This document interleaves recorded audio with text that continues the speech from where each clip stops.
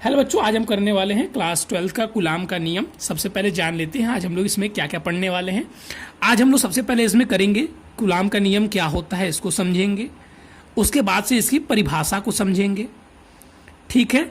दूसरी चीज़ें, उसके बाद से हम इसके फॉर्मूले को डिराइव करेंगे और उसके बाद से हम इस पर एग्ज़ाम में आए हुए P/Q करेंगे।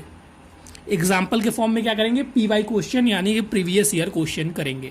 और मैं गारंटी के साथ कहता हूं कि अगर आप इस एक छोटी सी 10 मिनट की वीडियो को देख लेते हैं तो आपको ये लॉ न इसकी परिभाषा याद करने की आवश्यकता पड़ेगी, न फॉर्मूला, न क्वेश्चन में कुछ दिमाग लगाने की आवश्यकता पड़ेगी। आप सब तुरंत कर लेंगे क्योंकि मैं बहुत ही साधारण तरीके से इस चीज़ को समझाने वाला हूँ।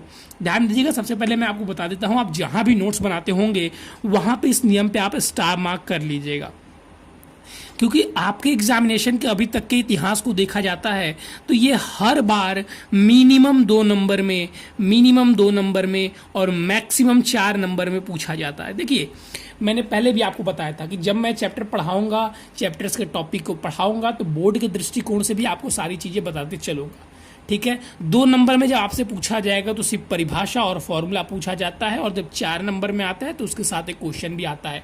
लेकिन हर बार इन दोनों में से कोई ना कोई होता है, ऐसा आज तक नहीं हुआ है कि ये नियम पूछा न जाए। चलिए आगे बढ़ते हैं।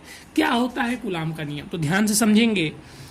देखिए, जब भी हम अपने ब्रह्मांड की बात करते हैं, अपने यूनिवर्स की, तो कोई भी 2 सब्सटेंस है, और मैंने आपको पहली क्लास में बताया था कि कोई भी जो 2 सब्सटेंस है ये एटम से मिलकर बने होते हैं, यानी कि परमाणु से मिलकर बने होते हैं, ठीक है। और ये परमाणु जो होते हैं ये सर इलेक्ट्रॉन, प्रोटॉन और न्यूट्रॉन से बने होते हैं। ठीक सेम चीज़ सर इसमें भी ये परमाणु इलेक्ट्रॉन, प्रोटॉन और न्यूट्रॉन से बने होंगे, ठीक है। यानी कि सर जो सबसे कोई भी सब्सटेंस है उसका जो सबसे छोटा कण होगा वो इलेक्ट्रॉन, प्रोटॉन और न्यूट्रॉन होगा, ठीक है। इस बात को आप समझ पा रहे हैं। और इसमें भी जो सबसे छोटा कण होगा वो इलेक्ट्रॉन, प्रोटॉन और न्यूट्रॉन ही होगा। अब ध्यान से कुछ चीज़ों को समझिएगा। जैसे मैं आपको एक एग्जाम्पल के थ्रू समझाने की कोशिश कर रहा हूँ, इसको पहले देखिएगा और फिर समझिएगा। जैसे देखिए, मैं यहाँ पे एग्जाम्पल के फॉर्म में कुछ पेन रख देता हूँ। ये 3 पेन है, ठीक है, और यहाँ पे ये 3 पेन है। इसको ध्यान से समझिएगा एग्जाम्पल को, ठीक है। देखिए, आपके सामने एकदम बहुत अच्छी तरीके से समझाने की मैं कोशिश करूँगा। ये तीनों पेन मानिएगा कि ये जो है ये एक एटम है, और सॉरी सब्सटेंस है, और ये भी, इस पेन को मैं हटा देता हूँ, रिमूव करके इसको रख देता हूँ। ध्यान दीजिएगा, ये देखिए, ये एक सब्सटेंस है और ये दूसरा सब्सटेंस है। माफ़ी चाहूँगा, थोड़ा सा कैमरा हिल गया। ये एक सब्सटेंस है और ये दूसरा सब्सटेंस है। देखिए, मोबाइल क्या होता है ना कि फिसल जाता है कभी कभी बैक कवर से। ये दूसरा सब्सटेंस है, पहला सब्सटेंस ये है, दूसरा सब्सटेंस ये है। ये इलेक्ट्रॉन, प्रोटॉन, न्यूट्रॉन इसमें भी, इलेक्ट्रॉन, प्रोटॉन, न्यूट्रॉन इसमें भी है। अब आपने क्या किया कि इन दोनों को एक साथ या तो रब कर दिया, ठीक है। किसी भी कारणवश, रीजन कुछ भी हो, आपको रीजन यहाँ पे ध्यान नहीं देना। अभी मैं रीजन बताऊंगा कौन कौन से रीजन होते हैं। क्या हुआ ना, अब मैं इसको ऊपर कर देता हूँ कि इसमें से ये एक निकल के यहाँ पे आ गया। ध्यान दीजिएगा, इसमें से ये वाला जो एक पार्टिकल था वो निकल के यहाँ पे आ गया, ठीक। तो देखिए, यहाँ से एक पार्टिकल ये वाला कम हुआ कि नहीं हुआ, ये वाला कम हुआ कि नहीं हुआ, यस सर हुआ। और यहाँ से जितना ये कम हुआ उतना यहाँ पे बढ़ गया, बढ़ा कि नहीं बढ़ा, तो सर यहाँ पे प्लस हो गया, यहाँ पे क्या हो गया, यहाँ पे सर प्लस हो गया, और यहाँ पे सर माइनस हो गया। अभी ध्यान से समझिएगा, अभी साइन क्या आएगा क्या नहीं उस चीज़ को हम बाद में समझेंगे, पहले समझना है एक मैथमेटिकल फॉर्मूले से, ठीक। अब मैं आपको ये हटाता हूँ, अब ध्यान से इधर देखिएगा। अब कब प्लस आएगा कब माइनस वो भी हम चर्चा अलग से करेंगे, लेकिन इस चीज़ को समझिए।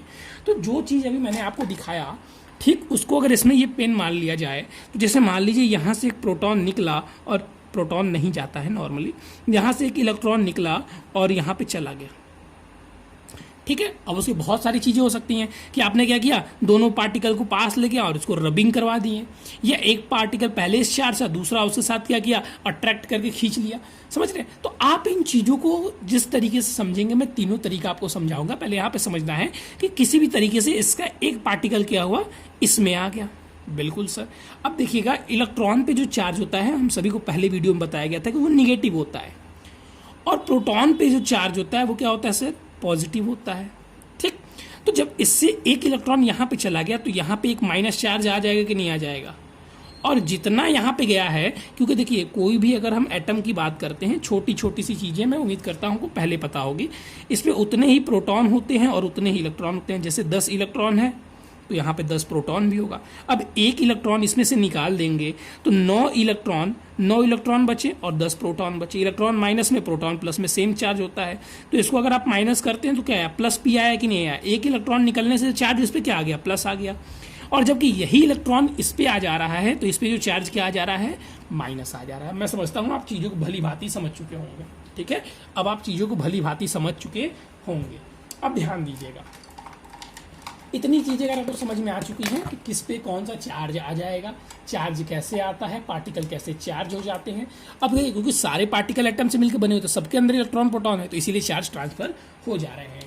अब फिर से हम अपनी पुरानी वाली थ्योरी पे आते हैं, और पुरानी वाली थ्योरी में आप ध्यान दीजिएगा थोड़ा सा, इसमें फिर से आपको देखना होगा और फिर से उसी चीज़ को समझने की कोशिश करनी होगी। ध्यान दीजिएगा, फिर से मैं पेन लेके आ गया।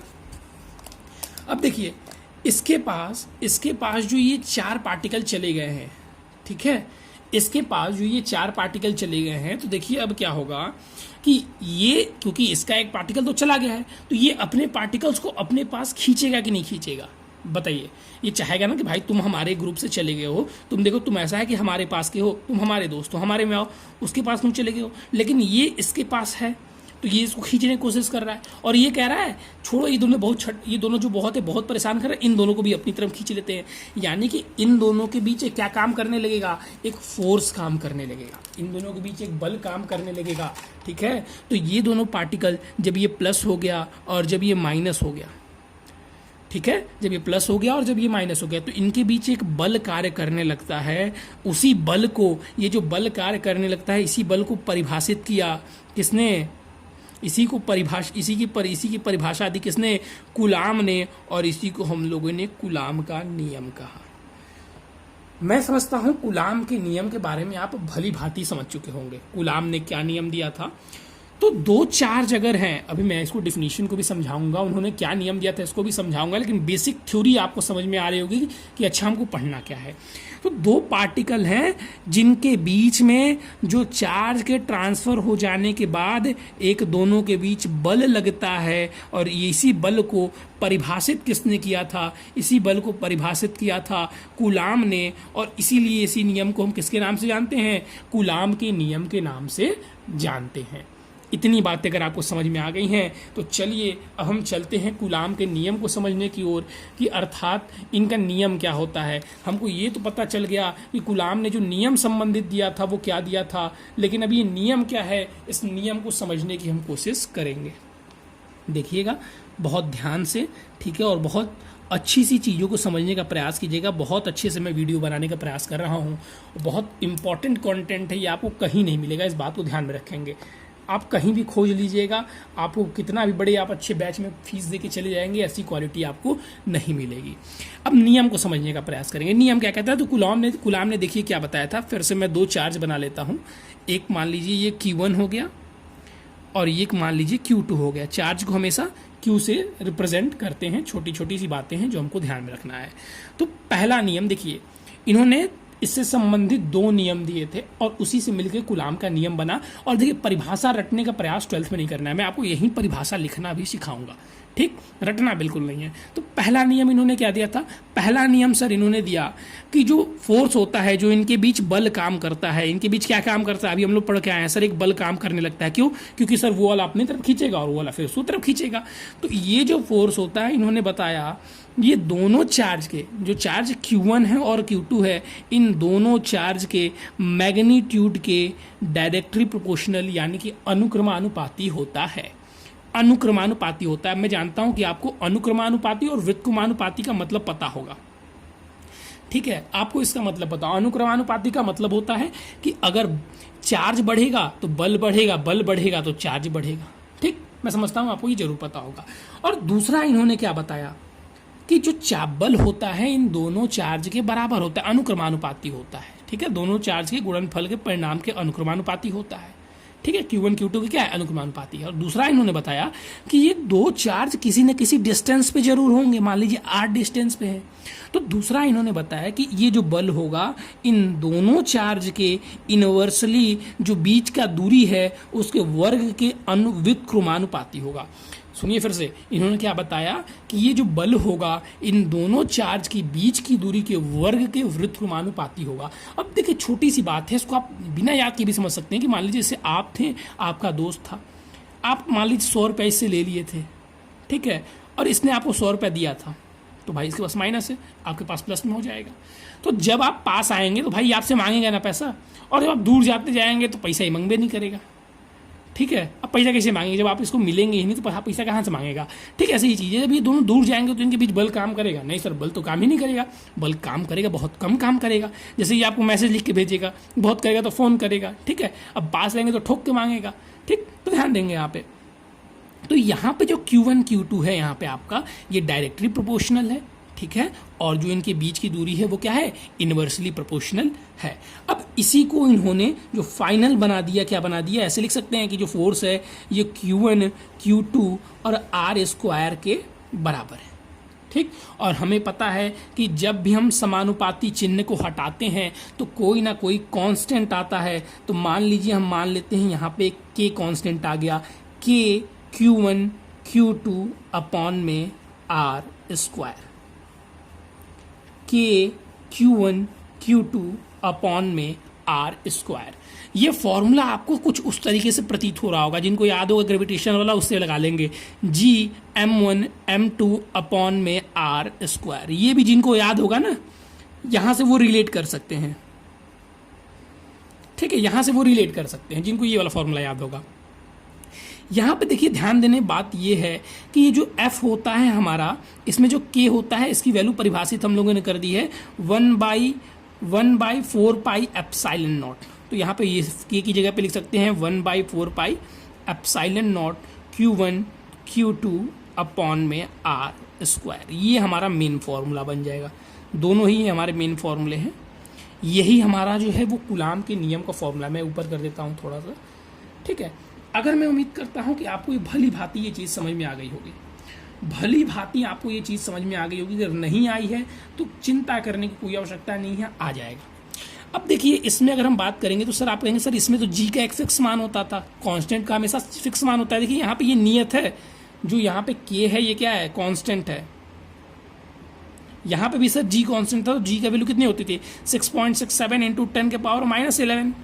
तो सर यहाँ पे भी तो K की कुछ वैल्यू होती होगी, जी बिल्कुल, K की भी एक फिक्स वैल्यू होती है, और वो वैल्यू क्या होती है सर, वो वैल्यू होती है 9 इंटू में 10 के पावर 9 न्यूटन मीटर स्क्वायर पर कूलाम स्क्वायर। ये हमारी K की वैल्यू होती है, ठीक है। 9 इंटू 10 के पावर 9 याद हो जाएगा धीरे धीरे, बहुत चिंता करने की आवश्यकता नहीं है। एक ही दिन में आप पूरा खाना चाहेंगे तो दिक्कत होगा, ठीक है। बहुत ध्यान समझिए, बहुत छोटी छोटी चीज़ें समझा रहा हूँ। तो अब देखिए हमारा निष्कर्ष क्या निकला, हमारा निष्कर्ष एक फॉर्मूला निकला, आगे बढ़ूँ, ठीक। हमारा निष्कर्ष एक फॉर्मूला निकला कि हम कह सकते हैं छोटे शब्दों में कि जो हमारा कूलाम का नियम है वो क्या है। देखिए आपको अब जो चीज़ मैं बताने जा रहा हूँ उसको ध्यान से समझिएगा।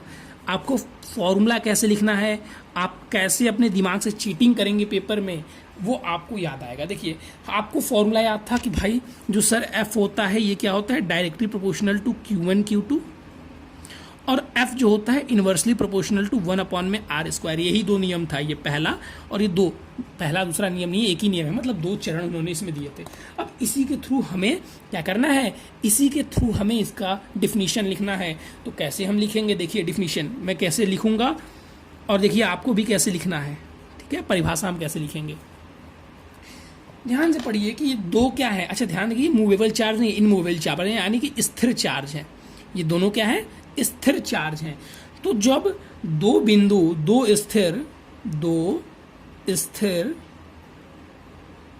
बिंदु आवेश, दो स्थिर बिंदु आवेशों के बीच,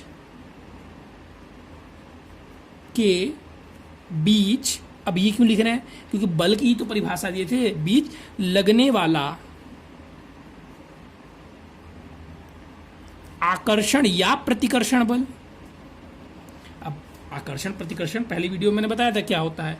आकर्षण, यहाँ पे क्यों गायब हो गया, आकर्षण या अथवा प्रतिकर्षण बल, प्रतिकर्षण बल। ठीक, आपने ये मैंने क्यों लिखा, दो स्थिर बिंदु आवेशों के बीच लगने वाला आकर्षण या प्रतिकर्षण बल, क्योंकि उन्होंने तो इसी बल के बारे में बताया था ना, किसने, कूलाम ने। ठीक है, इसीलिए इस बात को लिखना जरूरी था, आप ध्यान देंगे। लगने वाला बल, अब आगे यहाँ पे हमको देखिए यहीं से छापना है। ठीक है, लगने वाला बल दोनों आवेशों के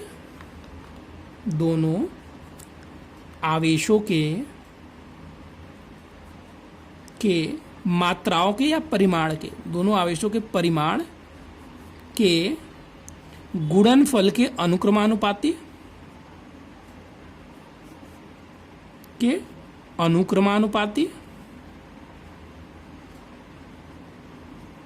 तथा उनकी बीच की दूरी के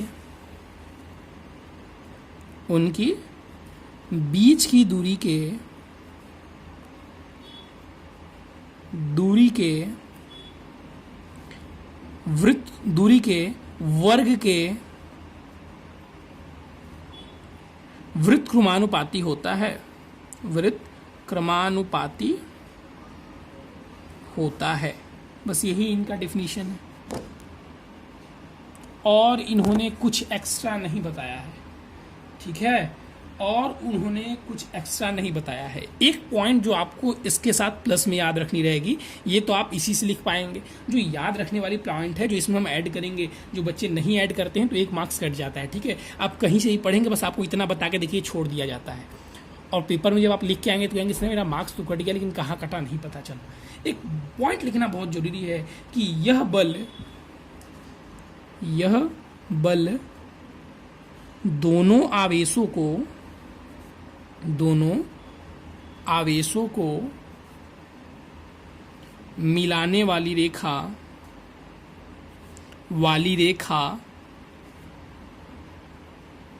के अनुदिश होता है।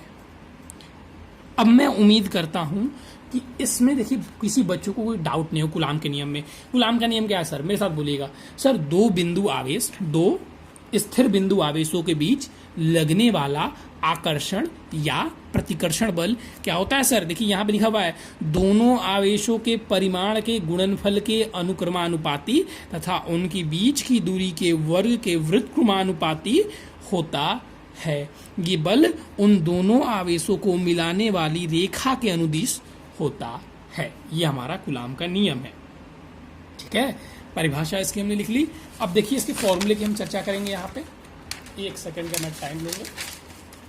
ठीक है, चलिए अब इसकी हम लोग यहाँ पे जिसकी चर्चा करेंगे सर, फॉर्मूले की। अब जो फॉर्मूला अभी हमने पढ़ा है उसी फॉर्मूले को अब लिखना है। कैसे लिखेंगे सर, तो देखिए जो फॉर्मूला आपने पढ़ा है उस फॉर्मूले को हम लिख सकते हैं ऐसे, एफ इज इक्वल टू में 1/4 pi epsilon not Q1 Q2 upon में R स्क्वायर। अब फॉर्मूले संबंधी कुछ यूज मैं आपको यहाँ बताने वाला हूँ, ध्यान रखिएगा। सबसे पहला यूज कि इसकी वैल्यू जब क्वेश्चन हम करेंगे तो डायरेक्ट क्या रख देंगे सर, इसकी वैल्यू रख देंगे 9 इंटू में 10 के पावर 9। ठीक, ये हमेशा क्या होगा सर, ये हमेशा कांस्टेंट होगा। इसकी जब वैल्यू हम रखेंगे सर तो एक Q1 और Q2, अभी हम पढ़े सर एक देगा तो एक प्लस हो जाएगा और एक माइनस हो जाएगा, ऐसा हमें पढ़ के आ रहे हैं, या हो सकता है दोनों माइनस माइनस हो। लेकिन इसमें हम चार्ज नहीं लिखेंगे, इसमें हम क्या नहीं करेंगे सर, चार्ज नहीं लिखेंगे। मतलब इसका प्लस चार्ज नहीं लेंगे, माइनस चार्ज नहीं लेंगे, बस इसकी वैल्यू को लेंगे। इसीलिए मैंने परिमाण शब्द का यूज किया है, परिमाण। ठीक है, परिमाण में क्या कहते हैं, साइन नहीं लेते हैं। मतलब ये वाला अगर ब्रैकेट आपको याद होगा तो इसमें -3 भी रहता है, तो बाहर क्या निकल के आता है 3। तो आप चाहें तो इसको इस ब्रैकेट में भी बंद कर सकते हैं, आप बिल्कुल उसके लिए फ्री रहेंगे। ठीक है, चलिए इतनी चीज़ें अगर आपको क्लियर हैं तो मैं उम्मीद करता हूं कि आपको जो ये चीज़ें होंगी वो बिल्कुल अच्छी तरीके से क्लियर हो गई होंगी। अब यहाँ पे हमको विशिष्ट परावैद्युता भी पढ़ना है, जिसकी चर्चा मैं अगली क्लास में करूँगा। लेकिन आज हम इसी पे क्वेश्चन करेंगे और इस क्लास को विराम देंगे। और जो क्वेश्चन हम करने जा रहे हैं वो क्वेश्चन आपके एग्जामिनेशन में पूछा गया हुआ क्वेश्चन है। और वो क्वेश्चन कब पूछा गया है, तो वो क्वेश्चन आपका पूछा गया है 2021 में। ठीक है, कब पूछा गया है? 2021 में। क्या पूछा गया है? ध्यान दीजिएगा। दो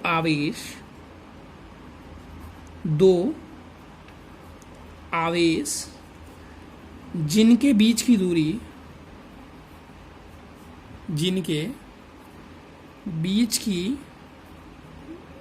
दूरी 4 मीटर तथा उनके आवेशों के परिमाण, देखिए मैं साधारण शब्दों में लिख रहा हूँ, क्वेश्चन बहुत बड़ा करके वहाँ पे कहानी टाइप में दिया हुआ है। ठीक है, मैं कहानी लिखूंगा तो टाइम लगेगा, तो मैं छोटे टाइप में लिख रहा हूँ। 4 मीटर दिया हुआ है और तथा उनके आवेशों का परिमाण जो एक दिया हुआ है आपका, दिया हुआ है 9 इंटू में 10 के पावर -11, और जो दूसरा दिया हुआ है वो दिया हुआ है 32 इंटू में 10 के पावर 3। तो कूलाम लगा लीजिएगा। तो इनके बीच लगने वाले बल को ज्ञात कीजिए। लगने वाले बल को ज्ञात कीजिए। ध्यान दीजिएगा। चलिए आगे बढ़ते हैं। यहाँ पे देखिए, जब भी अब आपको क्वेश्चन करना होगा तो क्वेश्चन करते समय देखिए हमको क्या करना होता है। न्यूमेरिकल के करने से बच्चे बहुत इजी होते हैं। तो अभी तो मैं यहाँ पे क्लास लंबी चल गई, इसलिए बहुत छोटा सा न्यूमेरिकल लिख रहा हूँ, नहीं तो मैं वही आपको बुक से ही दिखाता न्यूमेरिकल। ठीक है, कॉपीराइट का आ जाएगा ना, तो मैं न्यूमेरिकल लिख के लाऊंगा बड़ा बड़ा पूरा, जैसा पेपर में आता है। तो आज ये क्लास में बहुत छोटा सा हम डेमो लेने वाले हैं, और मैं साथ में मेरे साथ ही आप न्यूमेरिकल यहाँ पे सॉल्व करेंगे, तो समझिए आपका न्यूमेरिकल करना भी आप सीख जाएंगे। कैसे करते हो न्यूमेरिकल, इस छोटे से क्वेश्चन के माध्यम से समझने का प्रयास कीजिए। 2 आवेश, तो सबसे पहले फिगर बनाएंगे। फिगर बहुत जरूरी होता है। 2 आवेश जिनकी बीच की दूरी कितनी है सर? 4 मीटर है, तो 4 मीटर लिख दिया। देखिए मेरे मोबाइल में मैसेज आ गया मेमोरी फुल का। ठीक है, और इनकी जो एक आवेश है ये क्या है? 9 इंटू में 10 के पावर -11 है, और दूसरा जो क्या है सर? 32 इंटू में 10 के पावर 3 है। अब देखिए हमसे पूछा क्या? F। ठीक है, ये सारी चीज़ें हम लिख लेते हैं। यहाँ पे दिया हुआ है Q1, यहाँ पे दिया हुआ है Q2, और यहाँ पे दिया हुआ है R की वैल्यू। अब इससे रिलेटेड हम फॉर्मूला ढूंढते हैं कि ऐसा फॉर्मूला जिसमें सब आ जाए। तो हमको पता है सर कूलाम का formula, F = Q1 Q2 K Q1 Q2 upon में R²। इस फॉर्मूले पर रख दीजिए। तो सर F = में 9 इंटू में 10 के पावर 9 K की वैल्यू, इंटू में सर 32 इंटू में 10 के पावर 3 इंटू में 9 इंटू में 10 के पावर -11 अपॉन में 4 का स्क्वायर, यानी कि सर 16। अब सर हम जब 16 को कट करते हैं तो ये चल जाएगा 2 टाइम्स में, और 9 9 जा 81, और 2 करेंगे तो सर 162, और फिर यहाँ पे सर 9 9 18, और यहाँ पे -11 है तो माइनस हो जाएगा। आप सभी को पता है मल्टीप्लाई में सब जुड़ता है। तो यहाँ पे 10 के पावर 7, ये हमारा क्या आ गया? इतना न्यूटन हमारा फोर्स लगेगा। ठीक है, ये जो क्वेश्चन आपका पूछा गया था, ये 2021 में पूछा गया था, और ये क्वेश्चन आपका 4 मार्क्स में पूछा गया है। सोचिए कि इस क्वेश्चन में क्या कोई बहुत बड़ी कलाकारी थी? नहीं थी। तो अब थोड़ा सा वो बड़े में करके लिखा हुआ है, जिसको पढ़ने से आपको लगेगा कंफ्यूजन टाइप में, लेकिन उसका मेन मीनिंग यही था। ठीक है, अब मैं क्वेश्चन भी आपको दिखाऊंगा। अब देखिए, मैं चाहता तो आपको आज दिखाता, लेकिन उसको लिखना पड़ेगा, नहीं लिखूंगा तो कॉपीराइट आएगा। और दूसरी चीज़ ये है कि अगर अभी लिखता हूँ तो फिर वीडियो लंबा, तो फिर आप पूरा वीडियो नहीं बन पाएगा, मेमोरी फुल हो जाएगा। तो चलिए आज के लिए था बस इतना ही। Thank you, have a nice day. आपसे एक बहुत छोटी चीज़ मांगूंगा कि प्लीज़ चैनल को सब्सक्राइब कीजिएगा और प्लीज़ सपोर्ट कीजिए। ठीक है, आप सपोर्ट करेंगे तभी हम आगे बढ़ पाएंगे। हम लोग बहुत छोटे लेवल से स्टार्ट किए हैं चीज़ों को, और अगर आपका साथ मिलेगा तो बहुत बड़े लेवल तक पहुंचना है इसको लेकर। और ये हमेशा आपके लिए उसी तरीके से सेवा चैनल करता रहेगा जैसे पहले करता रहा है। तो चलिए आज के लिए था बस इतना ही, फिर मिलेंगे नए और इम्पॉर्टेंट टॉपिक के साथ। दूसरी एक इम्पॉर्टेंट बात बताते मैं जा रहा हूँ कि इसमें देखिए बहुत जगह स्पेलिंग मिस्टेक होता होगा। तो ऐसा है कि देखिए, आपको भले ही वीडियो दिखता होगा, मुझे नहीं समझ में आता है मैं लिखता क्या हूँ और मैं कहता क्या हूँ। राइटिंग भी अच्छी नहीं बैठती होगी। मेरे चेहरे के ऊपर मोबाइल स्क्रीन लगा होता है, और उसमें भी मैं स्क्रीन में भी नहीं देख सकता कि उसको पकड़ने के लिए मैंने एक बैटल बनाया हुआ है जो आधे स्क्रीन को ढक लेता है।